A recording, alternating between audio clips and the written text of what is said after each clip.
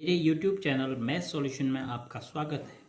यदि आपने अभी तक चैनल को सब्सक्राइब नहीं किया है तो प्लीज़ चैनल को सब्सक्राइब कर बेल आइकन का बटन ज़रूर प्रेस कर लें, जिससे कि गणित के किसी भी प्रश्न पर बनने वाली वीडियो अपलोड होते ही नोटिफिकेशन के द्वारा आप तक शीघ्र पहुंच जाए।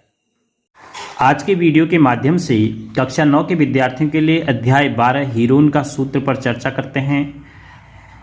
इस अध्याय में आप सीखेंगे कि किस प्रकार हम त्रिभुज का क्षेत्रफल ज्ञात करेंगे और फिर त्रिभुज के क्षेत्रफल की सहायता से कुछ चतुर्भुजों का क्षेत्रफल हम कैसे ज्ञात करेंगे। तो पिछली कक्षाओं में अभी तक आप पढ़ चुके हैं कि त्रिभुजाकार आकृतियों का क्षेत्रफल आप किस प्रकार ज्ञात करते थे।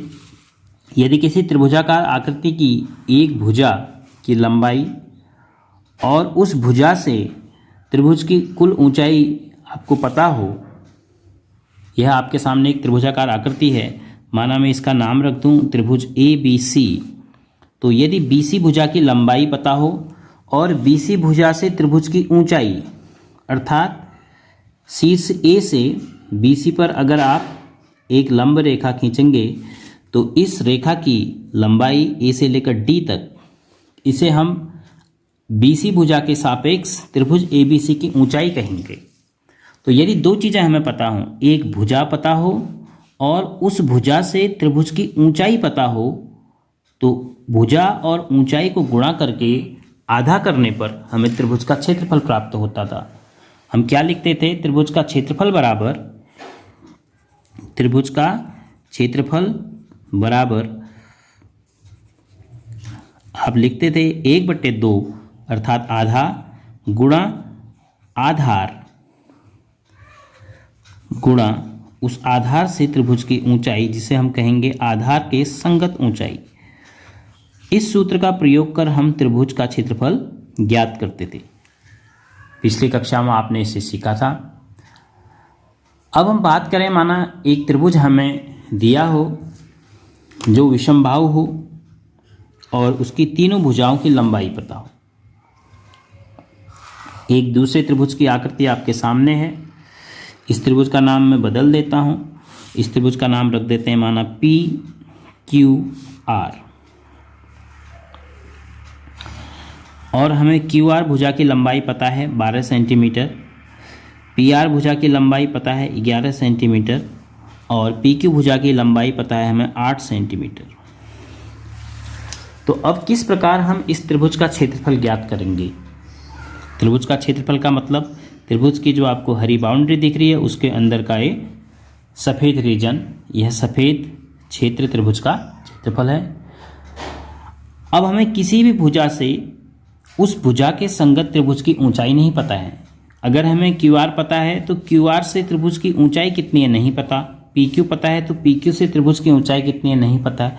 तो क्या अब हम इस त्रिभुज का क्षेत्रफल निकाल पाएंगे? यदि हम त्रिभुज का क्षेत्रफल बराबर 1/2 आधार गुणा संगत ऊंचाई से इस त्रिभुज का क्षेत्रफल निकालना चाहें तो हमें किसी भी भुजा के सापेक्ष त्रिभुज की ऊंचाई ज्ञात करनी होगी।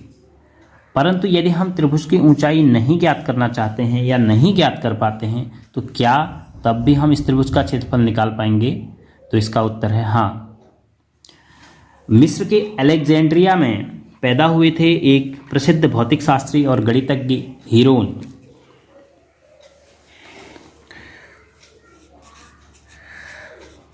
तो उन्होंने ज्यामिति पर जो प्रमुख काम किया वह काम था उनका ज्यामिति में मेंसुरेशन पर। तो उस पर उन्होंने जो भी काम किया है उस कार्य को उन्होंने 3 पुस्तकों में लिखा। तो प्रथम पुस्तक में ही वर्ग, त्रिभुज या आयत के क्षेत्रफल के बारे में उन्होंने लिखा है। तो उनमें उस पुस्तक में उन्होंने एक सूत्र दिया है कि यदि हमें त्रिभुज की तीनों भुजाएं पता हैं तो हम त्रिभुज का क्षेत्रफल किस प्रकार ज्ञात करेंगे। तो आइए सीखते हैं। माना त्रिभुज की जो भुजाएं 12, 11 और 8 सेंटीमीटर हैं, माना हमें A, B और C के रूप में पता है, A इकाई, B इकाई और C इकाई। तो किस प्रकार हम त्रिभुज का क्षेत्रफल ज्ञात करेंगे? हीरोन के सूत्र की मदद से सर्वप्रथम हम तीनों भुजाओं को जोड़ के परिमाप निकालेंगे, फिर उसका आधा करेंगे और इसको हम लिखेंगे स्मॉल s से। s माने सेमी पैरामीटर। तो A + B + C तीनों भुजाओं का योग 2 कर दिया हमने। फिर उसके बाद त्रिभुज का क्षेत्रफल निकालने के लिए सूत्र का इस्तेमाल करेंगे जो हीरोन ने अपनी पुस्तक में लिखा है। त्रिभुज का क्षेत्रफल बराबर वर्गमूल s minus A S minus b s minus c, अर्थात अर्ध परिमाप को गुणा करना है, अर्ध परिमाप में से पहली भुजा घटाया, फिर गुणा करना है अर्ध परिमाप में से दूसरी भुजा को घटाया, फिर गुणा करना है अर्ध परिमाप में से तीसरी भुजा को घटाया, और इन चारों के गुणनफल का हमें वर्गमूल ज्ञात करना है। तो जो भी राशि प्राप्त होगी वह उस त्रिभुज का क्षेत्रफल होगी जिसकी भुजाएं ए बी सी के रूप में दी हुई। तो हीरोन के सूत्र को जनरली हीरो का सूत्र भी कह देते हैं। तो हीरो का सूत्र या हीरोन सूत्र एक ही बात है। हीरोज फॉर्मूला, हीरोज फॉर्मूला या हीरो का सूत्र। तो अब देखिए, जो त्रिभुज हमने बनाया था 12, 8 और 11 सेंटीमीटर का, तो हम इसका क्षेत्रफल निकालना चाहते हैं हीरोन के सूत्र से। तो किस प्रकार से हम ज्ञात करेंगे? पहले हम तीनों भुजाओं को जो 12, 11 और 8 सेंटीमीटर के रूप में दी हैं संकेत रूप में लिखेंगे कि a बराबर 12 सेंटीमीटर मान रहे हैं हम, b बराबर 11 सेंटीमीटर और c बराबर 8 सेंटीमीटर। तो s आप प्राप्त करेंगे। तो s बराबर a धन b धन c, तीनों भुजाओं का योग का आधा बट्टे 2 किया। तो 12 में 11 जोड़ना है, फिर उसमें 8 जोड़ना है और आधा किया। तो 12 में 11 जोड़ के 21, नहीं 12 में 23, 23 में 8 जोड़ के 31, 31 बट्टे 2, 31 बट्टे 2 का मतलब हो गया 15.5। तो 15.5 लिख सकते हैं या 31 बट्टे 2 भी लिख सकते हैं। तो 15.5 सेंटीमीटर त्रिभुज का अर्ध परिमाप आया। अर्ध परिमाप क्यों कह रहे हैं? क्योंकि परिमाप का आधा कर रहे हैं, 2 से भाग दे रहे हैं।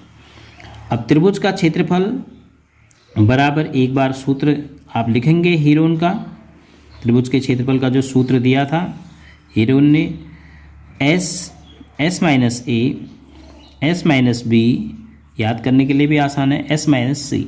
एक बार अर्ध परिमाप, फिर उसके बाद अर्ध परिमाप में से पहली भुजा घटाई, दूसरी भुजा घटाई, तीसरी भुजा घटाई।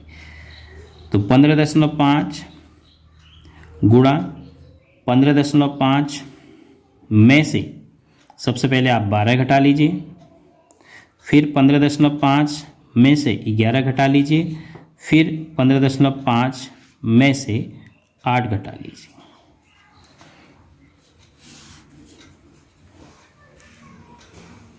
तो 15.5 गुणा 15 में से 12 घटाएंगे तो 3.5 गुणा 15 में से 11 घटाएंगे 4.5 गुणा 15 में से 8 घटाएंगे 7.5।